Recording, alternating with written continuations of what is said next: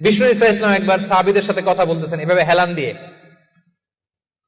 শুনতেছেন? বিশ্বনবী হেলান দিয়ে বলেন, আলা উনাব্বিউকুম বিআকবারিল কাবায়ের, সবচেয়ে বড় কবিরা গুনাহ কোনটা তোমরা জানো নাকি? সাহাবারা বললেন, আপনি সব চাইতে ভালো জানেন ইয়া রাসূলুল্লাহ, আপনি বলেন। বিশ্বনবী বললেন, সব চাইতে বড় কবিরা গুনাহ আল্লাহর সাথে শিরক করা, হেলান দিয়ে। 2 নম্বরে উকুকুল ওয়ালিদাইন, মাতা পিতার অবাধ্য হওয়া।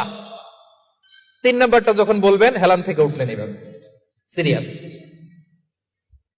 3টা কবিরা গুনাহ তোমাদের বলবো না, বলেন।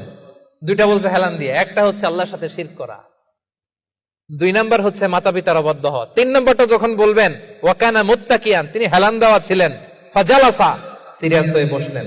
এরপরে বললেন, আলা ওয়া কওলু যুর, আলা ওয়া শাহাদাতু যুর, সাবধান, মিথ্যা বলো না, মিথ্যা সাক্ষী দিও না, মিথ্যা সাক্ষী দিও না, মিথ্যা সাক্ষী দিও না। বিষ্ণুবি বলতেই লাগলেন, কতবার যে বলছেন তার কোনো হিসাব নাই। কোন সুবহানাল্লাহ। সিরিয়াস, খুবই সিরিয়াস। কারণ মিথ্যা সাক্ষী সমাজে বাতিলকে প্রতিষ্ঠিত করে, জালিমকে প্রতিষ্ঠিত করে। মিথ্যা সাক্ষী সমাজে অন্যায়কে প্রতিষ্ঠিত করে। চিল্লায় বলেন ঠিক কিনা?